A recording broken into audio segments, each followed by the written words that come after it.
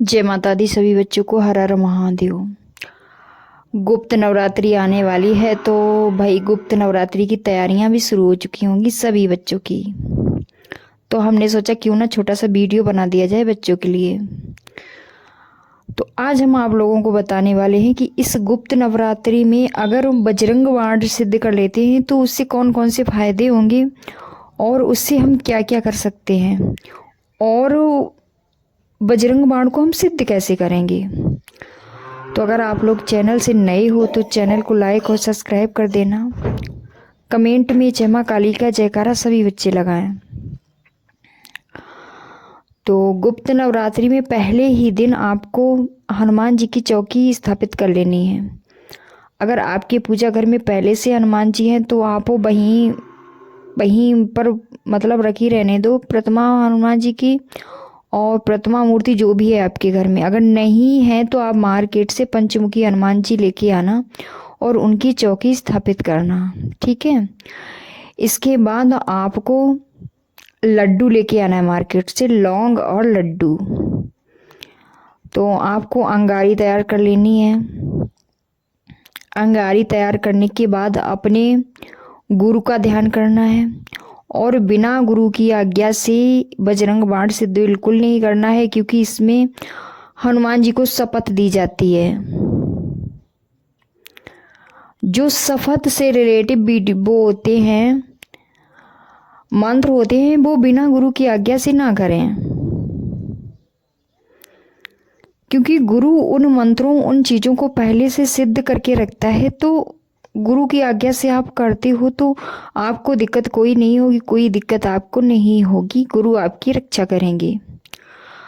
तो पहले आप गुरु आज्ञा ले लें, फिर इसके बाद जो भी अंगारी आपने तैयार की है उस अंगारी के ऊपर आपको एक लड्डू का भोग पहले सबसे श्री राम को देना है। श्री राम के नाम का एक लड्डू का भोग देना है।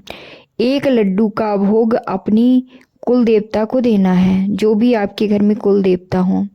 फिर इसके बाद आप 2 लड्डू का भोग हनुमान जी बालाजी महाराज को देंगे। उसमें आपको दोनों लड्डू में एक एक लौंग, 2 लौंग रख के भोग देना है आपको बालाजी महाराज का, कि आओ बालाजी महाराज अपना भोग स्वीकार करो।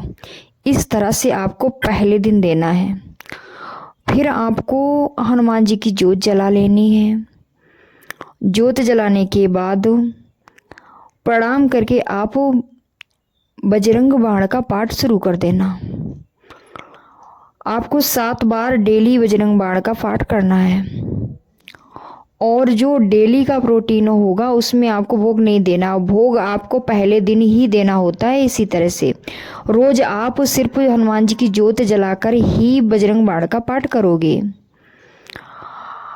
और गुप्त नवरात्रि जैसे ही पूरी हो जाती है, जो आखिरी का दिन आता है उसमें आप पूरे बजरंग बाण का हवन करोगे। तो आप हवन कैसे करोगे? हवन ये सिर्फ लौंग का हवन होगा।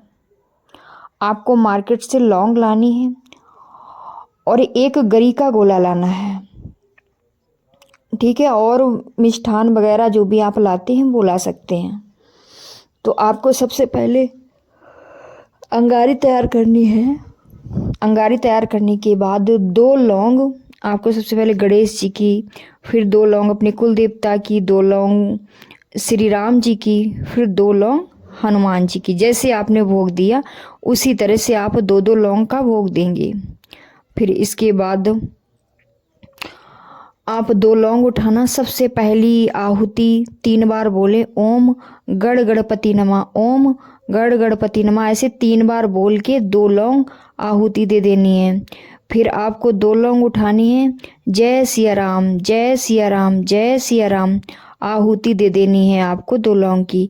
फिर उसके बाद आपको 2 लौंग उठानी है, ओम हम हनुमंती नमः, ओम हम हनुमंती नमः, ओम हम हनुमंती नमः बोल के आपको 2 लौंगों की आहुति दे देनी है।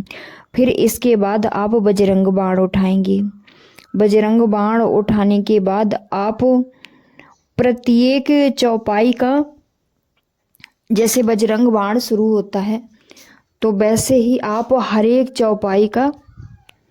चौपाई बोल करके आहुति दे देना। एक चौपाई की 2 लौंग की आहुति दे देना, एक चौपाई की 2 लौंग की आहुति दे देना। इसी तरह से आपको पूरे बजरंग बाण की आहुतियां देनी है, हर एक लाइन की, ठीक है, मतलब चौपाई की, हर एक चौपाई की।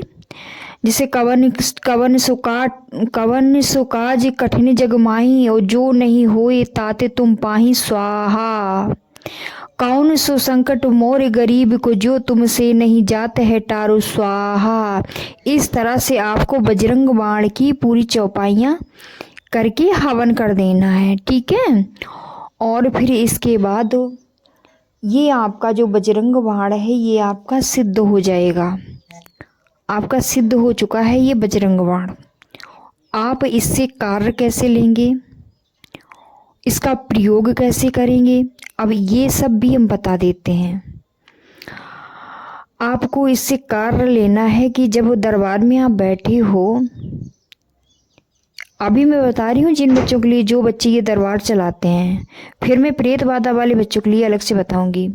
दरबार चलाते हैं, आपके सामने कोई प्रेत बाधा वाला आ गया व्यक्ति, तो आप जैसे ही इस बजरंग बाण का पाठ करना शुरू करोगे अपने अंदर ही अंदर, तो प्रेत के अंदर ऐसा लगेगा, उस व्यक्ति के अंदर, कि जैसे हजारों सुइयां चुभो रहा हो कोई उसके अंदर, और बहुत बेचैन होगा, बहुत फड़फड़ाएगा, और मतलब एकदम से बिल्कुल उसकी हालत खराब हो जाएगी। बजरंग बाण से आप प्रेत को मार भी लगवा सकते हो, उसको बांध भी सकते हो, इससे बहुत सारे कार्य आप ले सकते हो एक बजरंग बाण से प्रेत बाधा के लिए। ये तो था उनके लिए जो बच्चे दरबार और चौकी लगाते हैं। अब हम बताते हैं जो प्रेत बाधा से पीड़ित बच्चे हैं वो कैसे इसका प्रयोग करेंगे। आपको एक लोटे में पानी रख लेना है, हनुमान जी की जोत जला लेनी है।